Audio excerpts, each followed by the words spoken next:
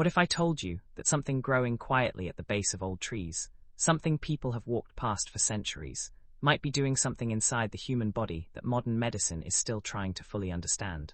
And what if I told you the most important part of that discovery is usually missing from the products people actually buy? This isn't a conspiracy story. It's stranger than that. It's a story about a mushroom, a scientist who became obsessed, and a discovery that raised more questions than answers. Stay with me, because by the end of this video, you'll never look at natural medicine the same way again. Long before labs, before journals, before clinical trials, there were stories. In the forests of Japan, people spoke of a mushroom so rare that finding it felt like winning something invisible. They called it the dancing mushroom, because when people found it, they didn't just pick it, they celebrated. Some said it was because it tasted good, others said it was because it could feed a family for weeks, but a few believed something else entirely, that it did something to the body, not instantly, not dramatically, but quietly over time. And like most ancient knowledge, it stayed in the background, until someone decided to ask a dangerous question. What if the old stories weren't just stories? Decades ago, a researcher began studying compounds inside this mushroom. Not casually, not for curiosity, but with a kind of focus that only comes when something doesn't quite make sense. Inside the mushroom, he found complex chains of molecules, not simple nutrients, not vitamins. Something more intricate, a structure that seemed to interact with the body's own defense system. And then came the moment that changed everything. A specific extract, later known as diffraction, started showing unusual effects in lab conditions. Not killing anything directly, not acting like a drug, but activating something already inside the body. That's when things got interesting. Your body already has a defense system, not just antibodies, not just white blood cells. But something older, faster, a system designed to react before you even realize something is wrong. Natural killer cells, macrophages, silent watchers. Most of the time, they stay calm, but under certain signals, they wake up.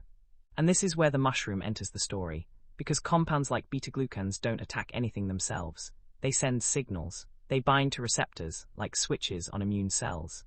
And when those switches flip, your body starts paying attention. The question is not, does it kill disease? The question is, does it change how your body responds? At one point, a small human study was conducted.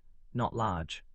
Not definitive, just enough to raise eyebrows. A group of patients, an open-label design, no dramatic headlines, but the results showed increased activity in natural killer cells and changes in tumor markers.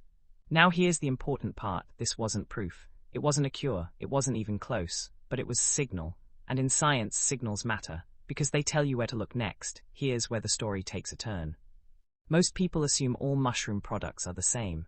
They're not. In fact, many aren't even close to what was studied, because the research focused on the fruiting body, the actual mushroom you see growing. But a large number of commercial products use something else entirely, mycelium grown on grain, cheaper, faster, easier to produce, but composition, very different. And here's the uncomfortable truth, labels don't always make that clear. So people think they're getting one thing when they're actually getting another. Let's simplify something complex. Beta-glucans, these are not all the same. Their structure matters, their branching matters, their source matters. Some forms interact strongly with immune receptors, others barely do anything. So when someone says this has beta-glucans, the real question is, which kind, from where, in what amount? Because biology doesn't respond to labels. It responds to structure. This story isn't really about one mushroom, it's about something bigger. How many things exist in nature that don't act like drugs, but instead influence systems we barely understand? How many discoveries are sitting quietly, not hidden, just overlooked? And how often do we simplify something complex into a marketing phrase, until the original meaning disappears? Where does that leave us? Not with answers, but with better questions.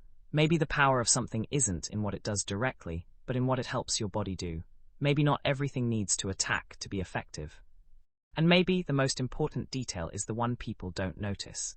Because sometimes, the difference between something working and something doing nothing at all is hidden in the smallest line on a label. If this made you rethink what you thought you knew, share it with someone who believes natural always means simple, because sometimes it's anything but.